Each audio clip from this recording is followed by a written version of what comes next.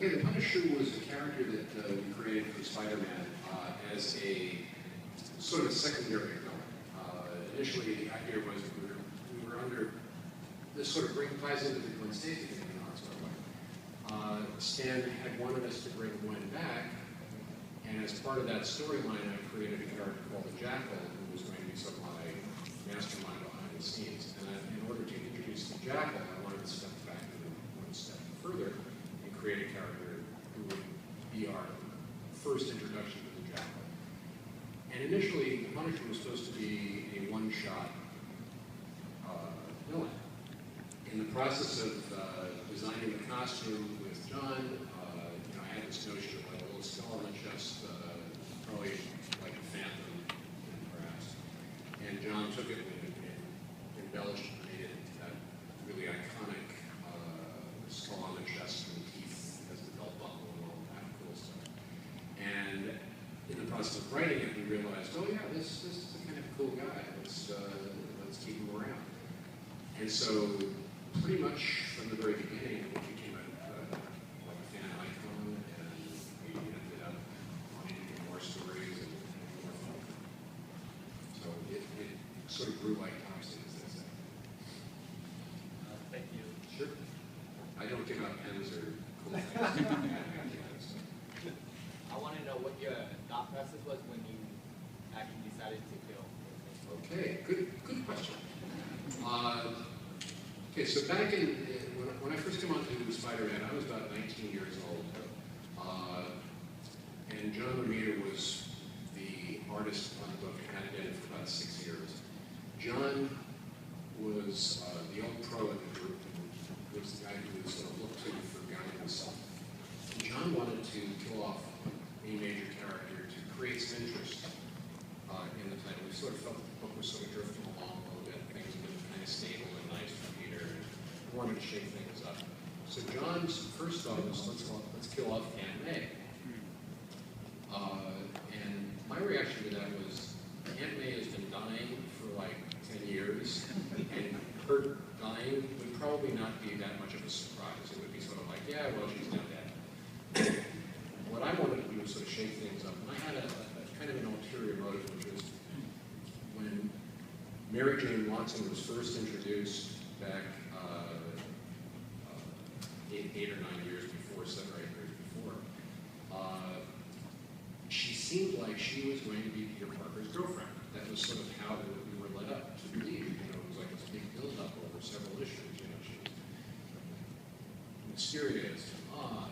And then we see her, and she's gorgeous, and she's got this great attitude, and she seemed like she'd be a real match for Peter on a verbal one-to-one sort of give and take sort of level.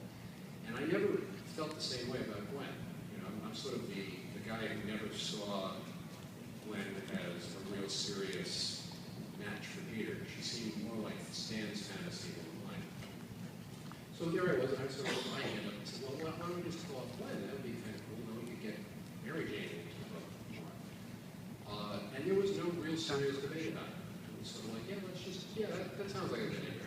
Because you have to remember that Gwen had been Peter's girlfriend for about 5 to 6 years, but the book had been out for about 10. So it wasn't like Lois Lane, who had been there all the time. Peter had several girls in his life. He had had Betty Brant, sort of kind of semi-serious. Liz Allen had been an interest at one point. And Mary Jane Watson had been around. So while Gwen was his official girlfriend, for those of us who followed the character from the very start, she didn't feel like she was that integral to the character. To people who had been reading the book for the last 5 years, she was Lois Lane. So we killed her off, and we did it in the manner that we did. And you can imagine a very, very, very large fan with a big dumpster full of shit hitting it. That's kind of the reaction we got. And as a result, that sort of turned around a lot of things in comics from that point on. Stan did not say no to this, and Stan was fine with it. It was like, yeah, okay, But Stan did get a lot of heat at conventions and at college campuses as a result of that.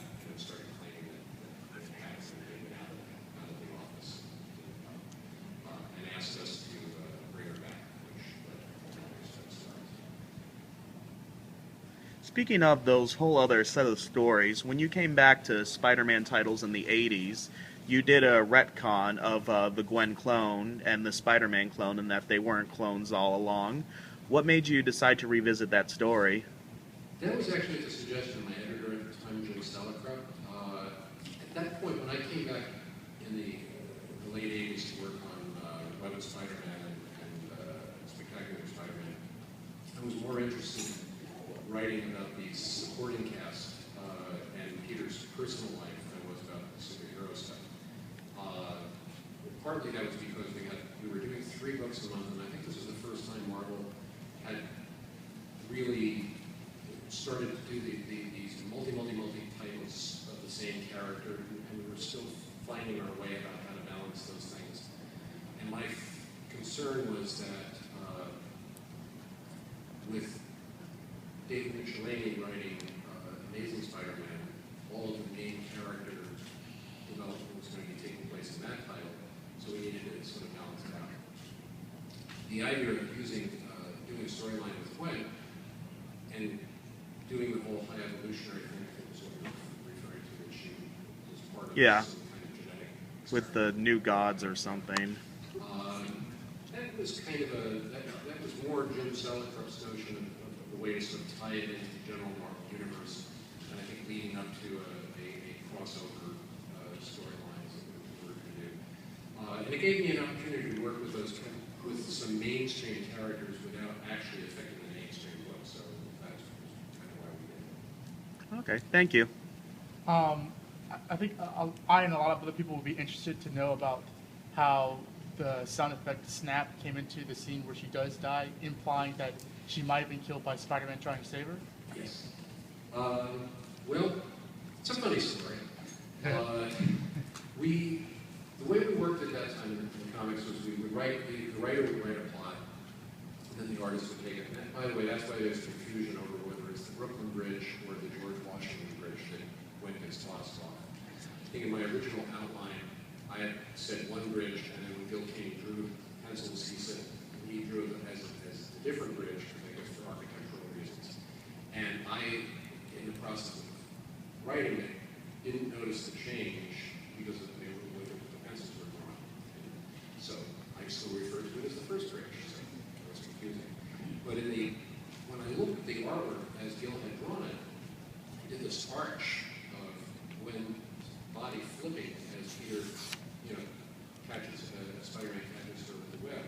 And from an aerodynamic point of view, that is exactly what would have happened, that she would have swung in that particular direction. And I guess Gil, he drew her in such a way that it seemed pretty obvious to me that Gwen's neck was being broken by the catch. So I just added the sound effect. And again, it was sort of like, oh yeah, I'll do that. It's probably kind of a sadistic part to do it. But from a realistic point of view, I mean, given the circumstances, that is probably pretty much what would have happened. Realistically, guys, if you're thrown off a bridge and you're falling at 32 feet per second, and someone catches you by the ankle, your body is going to go into a whiplash, and under the best of circumstances, you're going to have a broken back. Under the worst of circumstances, you're going to turn into very dead, like Stacy.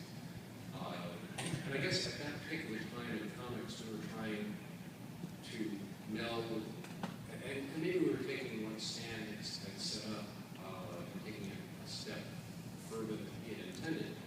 Stan had wanted to introduce comics into the real world. He wanted us to feel like this could happen. And my feeling at that time, being a kid and living in New York, where things were very dangerous and the world was kind of dark, and we were in the middle of the Vietnam War, and people were shooting each other, and we had a president who was about to resign, all of this nonsense. I had a kind of cynical sort of feeling about heroes, and I think most people did. And my notion at that time was that even with the best of intentions, even with the greatest sense of responsibility, even with the greatest power, a hero does not necessarily succeed. And in fact, sometimes the very attempt to do so can be destructive. I mean, that was kind of the story of what was going on in Vietnam.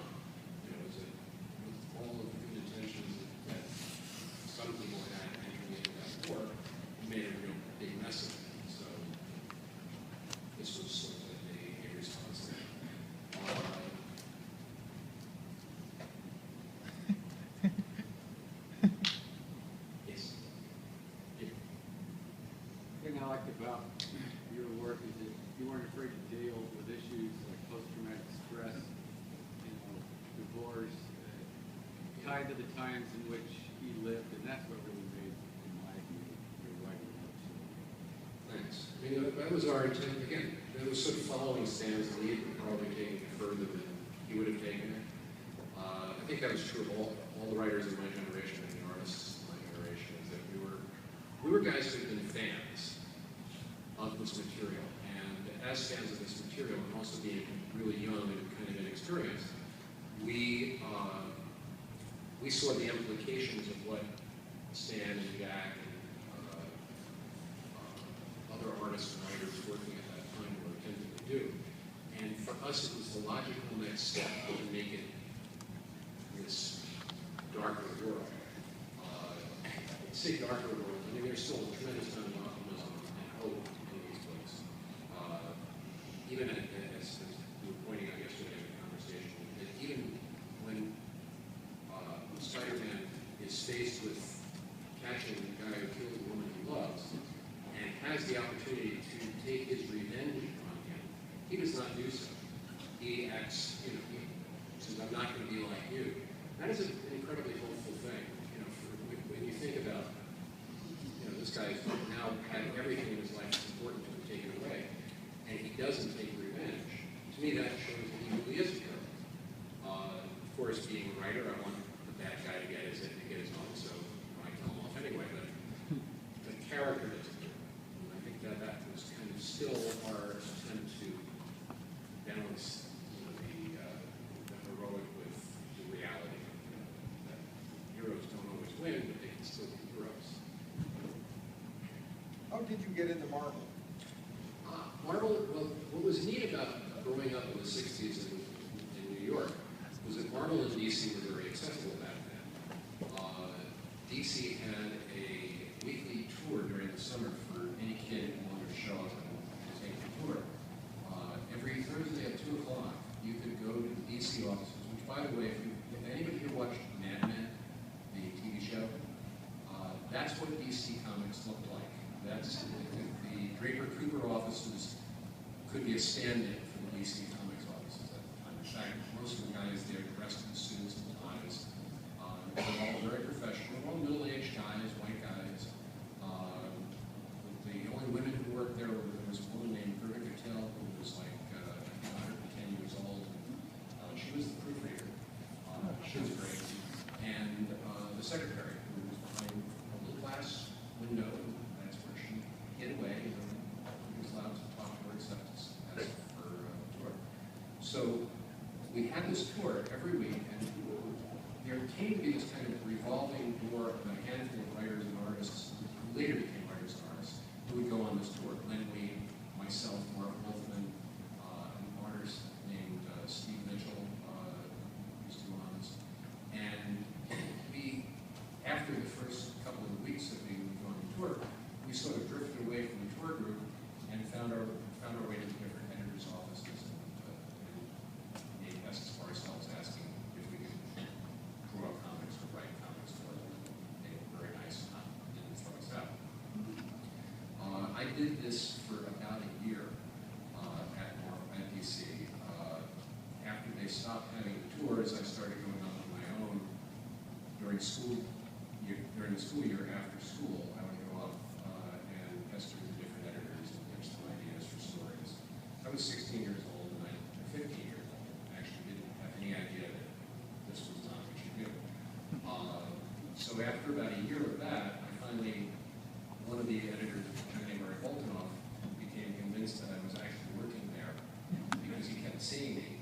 And he said, well, and I guess he himself felt under pressure to work with one of these young guys, because there were a handful of young guys at that time, many of you was the United States. So he said, why don't you do a story for me? Okay, I'll do that. And he spent just 2 months working with me on a 3-page story that I literally rewrote like 15 times just to make him happy. And at the end of that, he asked me what my page rate was, which is the rate you paid for writing a story. And I was like, I don't know. I've never sold a story before. And the man like almost passed out in shock because he would never have taken a risk on somebody new. That's how I sold my first story. And from that, I started selling regularly in DC, and it was a social group, you know, that I was part of, like I say, Lennon, me and Barbara, and myself. And we would do a thing called First Friday, which was a party that a writer named Archie Goodwin threw. And every first Friday of the month, we would go to this party, and that's where I met Roy Thomas. And from that, I got a shot at writing some samples for which then led to me graduating high school and going to work for Marvel.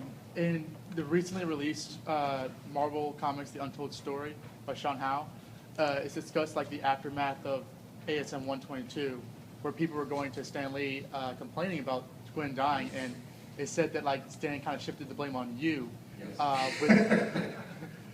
With that in consideration, the fact that like you tried to address that story with the Clone Saga, do you have any regrets in killing off Gwen Stacy? Because it sounded like you may have been pretty stressed out at the time. Well, no, I don't have regret. I do think it was the right thing to do. I think that Mary Jane is a much better foil for Peter than Gwen is, despite the fact that they've done a wonderful job in the feature films with making Gwen more like Mary Jane. Yeah. In the comics, I'll defend this to my dying day. It was much more interesting after she was killed than she ever was as a character during the day. And part of this because Spider-Man for Stan was kind of a wish fulfillment for him. I mean, he was a kind of the nerdy kid who nobody liked, as was I, as all of us in this room. And, you know, his goal in life was to achieve certain things. So Peter, what I think made Stan's arc on the comics kind of unsatisfying for me as a reader was that by the time I took the book over, Peter was doing great. Peter's life was just great. You know, he had this fabulous blonde as a girlfriend. He had a career as a photographer. He graduated into college. He was doing fine in college. He had a good buddy. He had, you know, everything was going great for Peter. Because that was also true for Stan. I mean, Stan had married the woman of his dreams back in the 50s. So, you know, but Stan's wife, Joan, looked a lot like Gwen Stacy. And they had a wonderful relationship. There was no real stress in it. It was just perfect. So he didn't really have anything to sort of like draw on once he had like created that.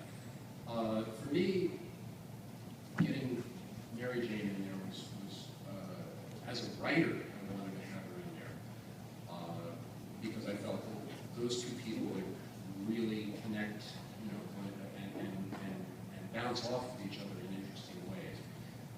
Mary Jane was always going to be a firebrand compared to Peter and push him, you know, in ways that Gwen wouldn't. Yes, Stan did blame me. That was, I think, a defensive move on his part. He didn't really know that things were going to explode like that. None of us, as I said, none of us did. I felt very traumatized because I was a kid. I was like 19 years old, 20 years old when this happened. For many years, I didn't go to conventions. I didn't read letters from fans because they were just filled with rancor and hate.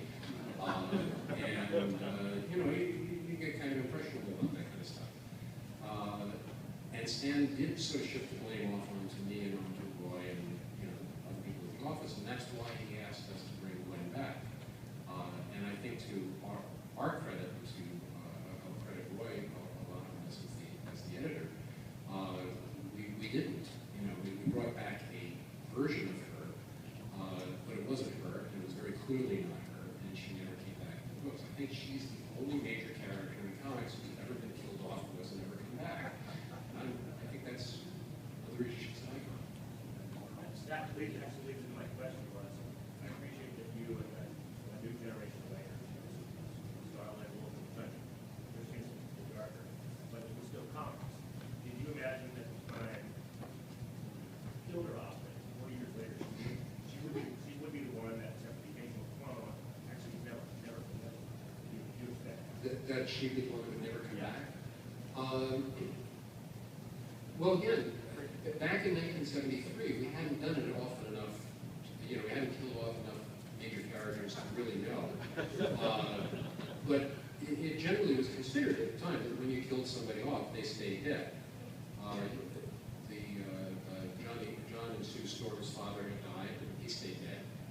Submariner's dad died, and he stayed dead. It's like they stayed dead. The idea of bringing Gwen back just seemed so wrong because there had been such emotional consequences for Peter as a result of that. It would have sort of cheapened his despair and grief. It would have felt like a cheat. So, yeah, 40 years later, it's like, it's not whether you come back, it's how soon you come back. It's, gee, if they keep you dead for a whole year, you've been really dead. So, yes. Do you think Gwen Stacy could ever come back? No. I hope not. Honestly, for precisely the reason that she's been dead for so long, that I think it would be really difficult. I mean, the clever thing that Michael Bendis did in Ultimate Spider-Man is that he never killed her off, so we could see that she's not really that, crucial a character in a certain sense. I mean, she's important, but she's not Gwen Stacy. So, if she came back, she'd just be another character. Marvel the story actually makes a great deal about the illusion of change from Right. and then still building characters, and that seems to be a big marketing because that Captain America, blah, blah, blah. I mean, what do you think, even though Mary Jane was great with what CC got, she essentially didn't come back even though it wasn't her. What do you think it says about the greater nature of the impossibility of change for mainstream stories? Well, I would say this, that part of the problem that we have in comics is kind of push me, pull me between two completely opposing needs. On the one hand, comics, the heroes in comic books are archetypal figures, and in their most fundamental state, they are perfect. And when I say perfect, it's not that they're like without blemish or flaw or whatever. It's that they fit a particular need. Peter Parker, a high school nerd who gains powers and abilities that he can transcend himself, is an archetype. As soon as Peter Parker starts to grow up and change, he's no longer Peter Pan, right? I mean, that's why we don't care what happens to Peter Pan if he ever leaves the island or anything else. What's important about Peter Pan is that he doesn't change. Peter Parker can't grow up. And in fact, when you'll notice that his most iconic state is still him as a high schooler. Yeah, in the movies they're going to bump him up to college and so on. But ideally, he stays in high school. However, you have the opposing need, which is that we as readers want to see change. We want to see our characters grow. We want to see them develop. We want to hear what happens to them next. But you can't actually get both. You can't have the iconic, never-changing ideal that attracted you in the first place. Because that's the other thing. That, you are not going to pick up a book about a 35-year-old guy who's got web shooters and flies around Manhattan, and is married, has 3 kids, and everything is great. That's of no interest. I mean, it might be interesting. I mean, I imagine, there are writers who make that really interesting, artists who make it really interesting. But from the impulsive need that character responds to, the high school nerd, alienated, gets powers, shows everybody that he really is the cool kid. That's a static figure. So that's in opposition to our need for change. And that's where the comics, that's where all the struggle in comics comes creating. Can you talk a little bit about what happened, the surroundings behind the scenes that led you away from Marvel and kind of sort of out of comics, and then what brought you back in, your experience the second time around, and then what led you out again? Well, at Marvel, I was, I worked for DC. I did the tour, got into DC, and worked for Marvel. But my goal had always been to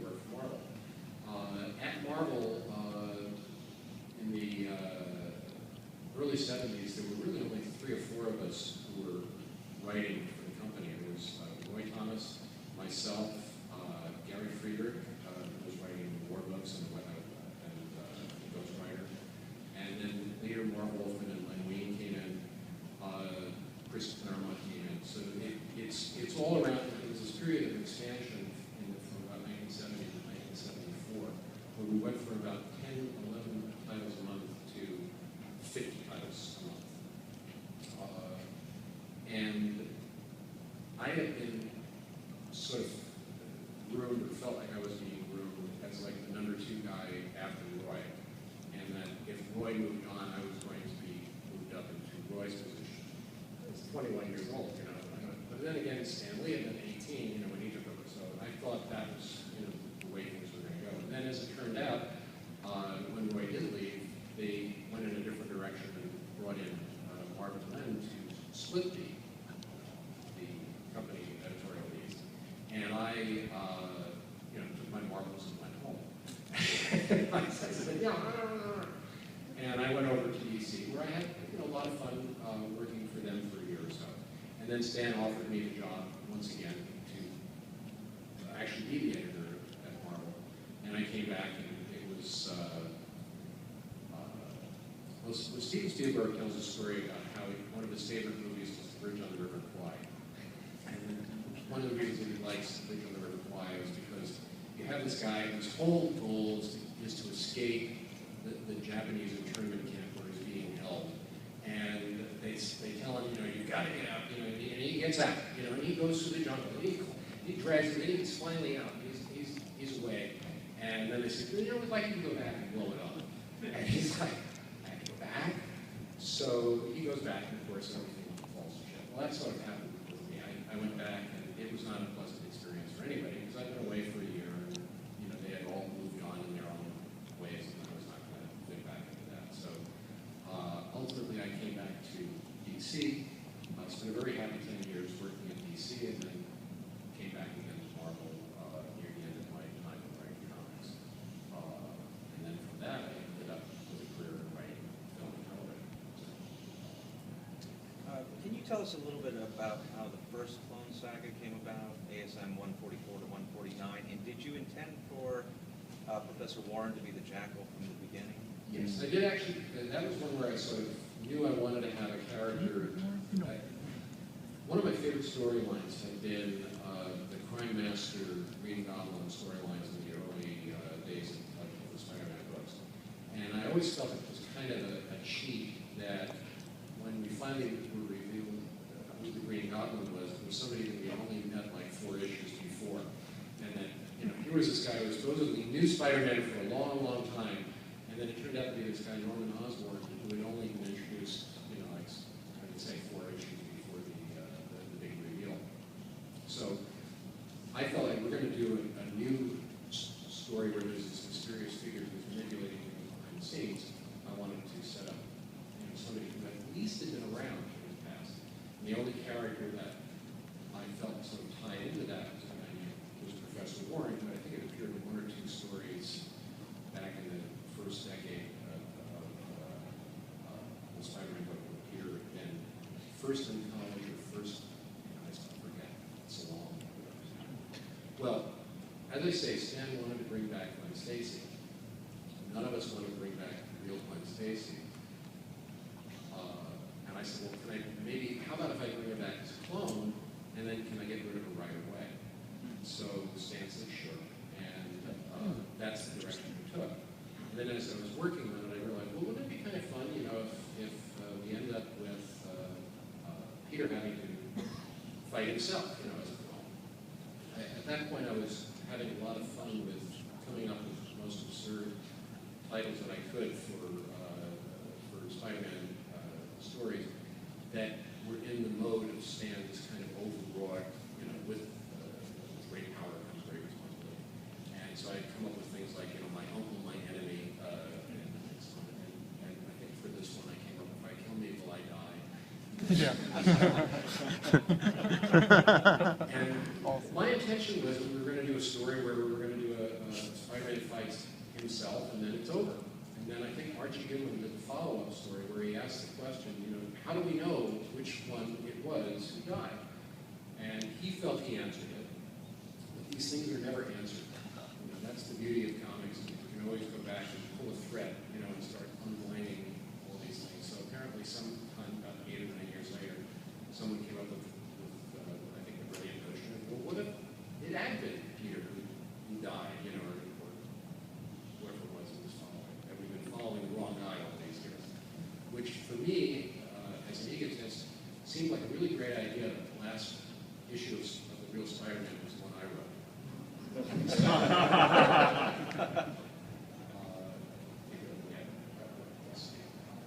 What are your opinions on the Sins Past? The which one? Sins Past. I have none. I don't know I was that. thinking about asking Honestly, I that. don't follow them as much now, so I don't have that. I don't have a really smart Was your idea to kill off Green Goblin? And how do you Yes. feel they brought him back in the late 90s at the end of the Clone Saga? Do you know what his character's been turned into since over the years? I haven't really followed it. Again, you know, I'm not. There's so much stuff to read now as a comic. Even if you're an avid comic fan, it's hard to really keep track of it. I didn't want to kill off the Goblin because I felt if you raise the stakes by killing off, you know, Peter's girlfriend, you have to punish the man who did it, whether Spider-Man does it or not. Also, I felt it would have been unsatisfying to just throw him in jail because then he could get out. How and why did you make the transition from comics to film and TV? A lot of people try or I was very fortunate, and that's point one. I'd always wanted to write film, even when I was writing comics. I mean, I saw the two of them as very similar genres, you know, that film and comics both visual media that tell stories visually. When I moved out to California, about 6 or 8 months after Roy, or a year or so after Roy had done, we had this notion that maybe we would work together, you know, on some projects. And Roy had had a connection with Ed Preston, who was the producer of the Conan films, and had been associated with the first Conan film as a result. So he felt like, and as a result of that connection, we had a certain amount, he had a certain amount of credibility, and he didn't want to write anything by himself, so he brought me in to work with him. And we sold our first project to someone who was actually a comic book fan, which was a very rare thing, I got to tell you, in 1979 Hollywood. In fact, I was talking to a guy who's now a very successful film writer who wants to write comics. And I'm like, really? Because back when I started to write films, I had to overcome my background as a comic book writer. Today, that is an e-ticket to get onto the film ride. So we had to overcome this whole notion that as comic writers, we wouldn't be good film writers. We did 2 or 3 films. We actually had a couple of films produced. One was with Ralph Bakshi, and we did write the screenplay for the second Conan film. And then after about 3 years, 4 years, we actually wrote a Mad Magazine film, and that didn't get produced. We wrote a X-Men film for Orion that did not get produced because Orion went bankrupt. So we had some success. Then our partnership broke up, and I reached out to people that I had met, and one of them was a guy named Dean Hargrove, who was working in the television business, producing and writing Matlock and Harry Mason movies and all these various things. And he brought me on, and from that time on, I became typecast as a writer of crime procedurals, and as a result, when movies and TV shows about superheroes came along, I was not considered to be somebody who could actually do that. Because you write Law and Order, you can't write superheroes. Really, guys? That's how the film and television business works. I've always thought it was a shame that we have not ever seen a Laura, that was like, wow, we need this company. Wouldn't that have been awesome? And then they never approached you with something like that? Because Well, I did there's so actually- many crime characters that you Yeah. can't capture. I did actually write, or started to write, but we ended up not finishing it, doing a 5-part Batman comic that was done with Bruce Wayne on a jury. You know, and I was going to do it as like a Law and Order procedural where during the day Bruce is on the jury, and at night he becomes Batman and investigates the thing, you know, so you can see the justice. That's not ethical. It just wasn't working. There is a problem with, you know, the tone. Yeah, pretty very. What was it like working with Gil Kane?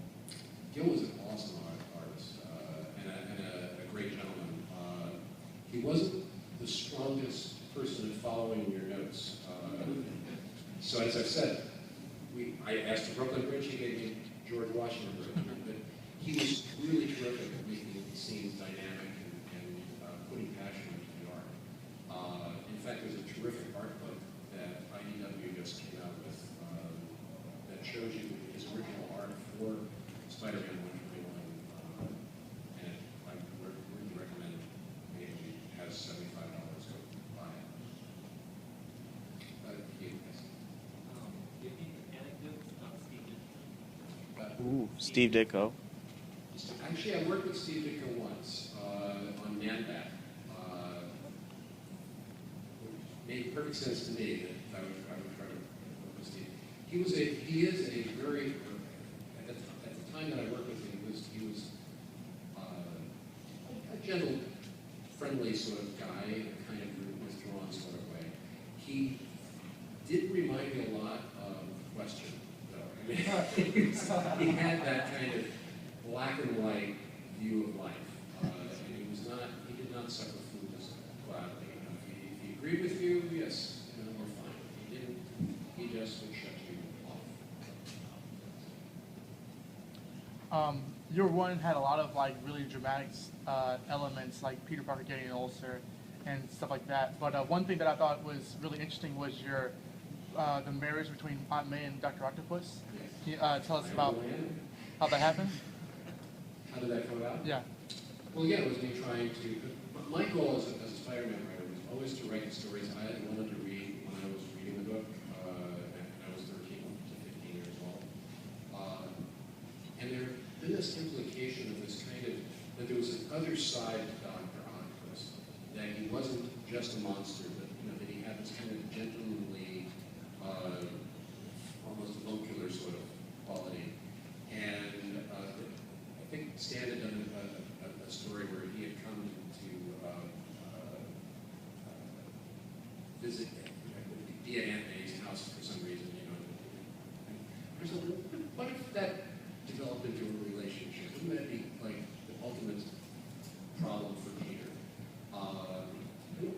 Again, it was me trying to have some fun with the mythos and to do the kind of things that I thought I would have enjoyed reading when I was 14, 15 years old. That's the other thing I want to point out, that the readership that I was writing for, and that all of us were sort of conceptualizing at the time, is very different from the readership that we have today in comics. Back then, we were consciously writing for kids between the ages of 13 and 18. And now, you know, we're writing for adults. So, very different. Speaking of which, that whole thing sort of mushroomed into something else. But I always thought you were trying to visit themes of, even when you went back to that situation or that person, you could never really step back from that experience again because it was already over. At the end of it, you have Glenn say, you know, we're just not the same two people. Yeah. Well, that was, I think, my one grasp of maturity,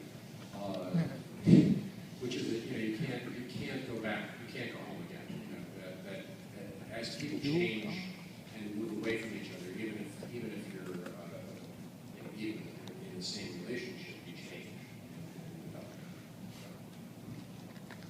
I read and enjoyed your two science fiction novel. Wow, you're the guy. I actually wondered if you thought about writing any more. I like mine just a lot. Thank you. Yeah, I'm actually working on a young adult novel right now, which I hope to be done with this year.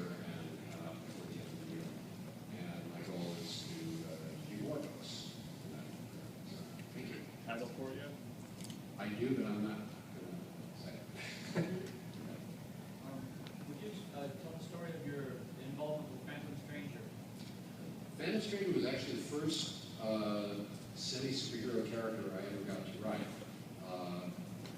I've been writing for DC Comics mystery titles, what they call mystery titles, kind of like little suspensey, supernatural titles, House of Mystery, House of Secrets, and so on. The editor of House of Secrets was a guy named Joe Orlando, who had brought back Phantom Stranger as a kind of ongoing, as another variation on the supernatural mystery books, where he would introduce, the original Phantom Stranger would introduce these little supernatural stories. And Joe's notion was, let's turn it into a solo character and see if we can make something out of that. And he gave me my first shot at writing a feature-length, what was 15, 16-page story at the time. I got the opportunity to work with one of the really, truly great artists in comics, Jim Carroll, who had done that and then went on to the beautiful Spectre work with Flash. One of my favorite Spider-Man stories is that you wrote is Spectacular Spider-Man issue 148, and Spider-Man's only in it for one panel, and you focus on Betty Brand and Flash Thompson fighting Ned Leeds Zombie. Do you have any memories of constructing that story, and what was it like to get into those two characters' heads? Well, I really always liked Betty Brand and Ned Leeds. Again, because when I first started reading Spider-Man, I started reading with like issue number 2, so those were the guys. Those were my Lois Lane and Jimmy Olsen and the like. And my goal, as I say, my goal was always to do stories I would have wanted to read when I was a kid. It was, I think I felt like I was getting near the end of my run on Spider-Man. I was feeling like I was doing most of the stories that I wanted to do, and getting an opportunity to use them at that point was golden. You've got a bit of a knack for creating two types of villains. Uber villains like the Jackal, which is fantastic, but you also used to do good one-off, just for the purpose of the story, villains like the Grizzly and things like that. Is that a sort of conscious thing, or is it just there are certain villains that you know are going to have some gravitas, and last you for a while, and then there are others that are just silly, and I embrace silly. I mean, anybody that reads my Firestorm books knows that, silly is my mantra on that title. And I like those kinds of characters, the one-off characters. Stan used to do them very well. You'd have a character who would show up from one issue. But it's also a question of how the reader responds to it, too. If a book does really well, and you get mail that says, I want to see more of the Grizzly, Grizzly's coming back. If the character doesn't come back, that's an indication that we have another mindworm on our hands. So, yeah, I like the mindworm too. But They offered you royalties on him. No, it's like, why that one? The Punisher, no, they don't offer me for the Punisher. Mindworm I can have is anything. Speaking of silly, although having reread it most recently, I think it works real well. You're talking about one of much maligned Spider-Man. The Spider-Man. Yes. Well, again, this is a notion that Stan had, because Stan was put in an odd position. He moved up from being an editor-writer to being the publisher of Marvel Comics in 1970-71. And as a result of that, his priorities had to shift towards the company find revenues for the company. And he was approached by, I think it was Hasbro, or it might have been Tonka Toys, or some company, and said, listen, we found that what really works for characters, for toy characters, in addition to the figures, is if they have a lot of cool stuff with them. And could you maybe give each of your characters a cool car? And so Stan said, sure. He didn't have to do it. So he told me, Spider-Man needs to have a car. I'm like, you do realize that Spider-Man swings on a web between buildings, and a car would really slow him down in doing that. So I don't care what you do with it, just get it. So as we played it as for laughs, and we sang it like I think after in the same issue. I forget where we actually sang it in the same issue in the very next issue. We sang it off into the East River. Now there is a follow-up to that, which is that I guess 20 odd years later, I was in a Toys R Us with my daughter, who was over there, and she was like 2-3 years old at the time, and she saw a one of these point-operated writing devices. And said, "I really want, can I get on that?" And I look over at it. It's the Spider with Spider-Man. Holy! It lives. So even the dumbest ideas still manifest themselves years later. Any other questions for me? Yes.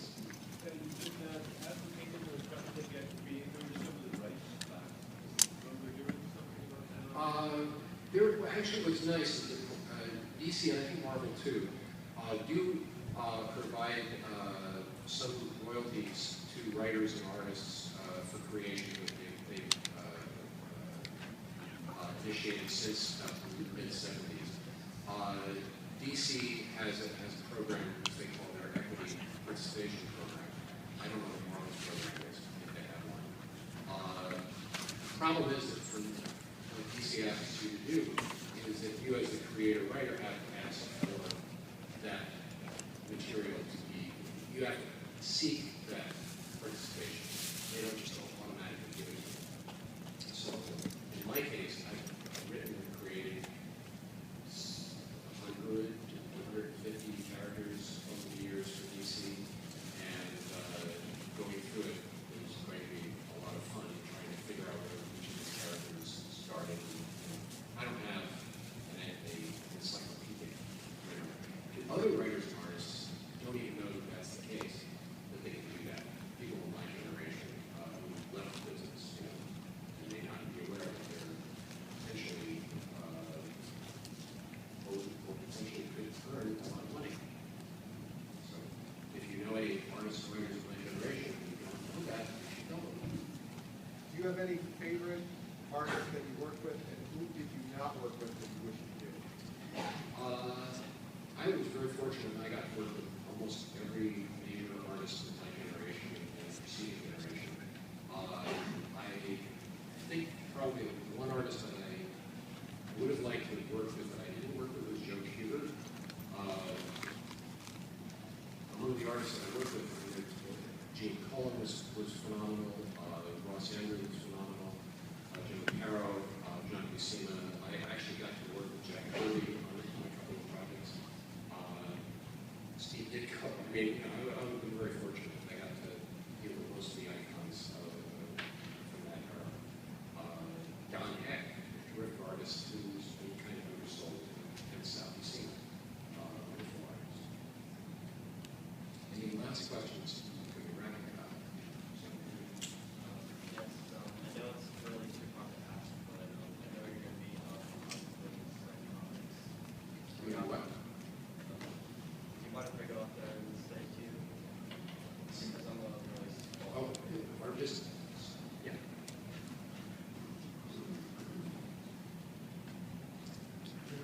I'm using my voice too. Can you hear me now? Sure. My name's Mitchell. I got a comic book that I wish you to sign, but I know you're going to be out there. I'll sign your copy. Don't worry, I can do that. Yeah. But I'm gotta be going somewhere. I can move some family right now. It's for my dad. Sure. Grandfather probably read my stuff when he was a kid.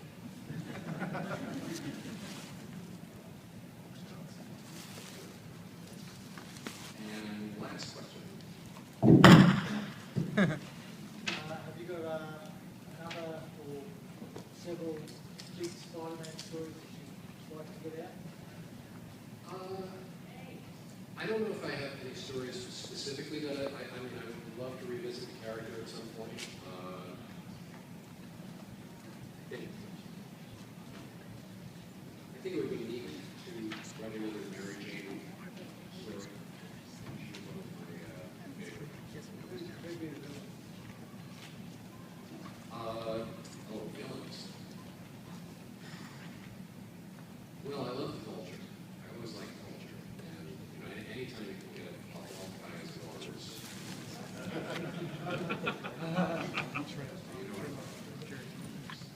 Vin Diesel would make a great. One more question. How did you, what's the story behind creating the Punisher? That's probably too long a story to finish, but the bottom line was I wanted to have it, how I created the Punisher was I wanted to have a secondary villain to lead into introducing the Jackal, and I thought this would be a one-shot, one-off villain that would do that, and the writing of it became clear that it was more interesting. Thank you for your question.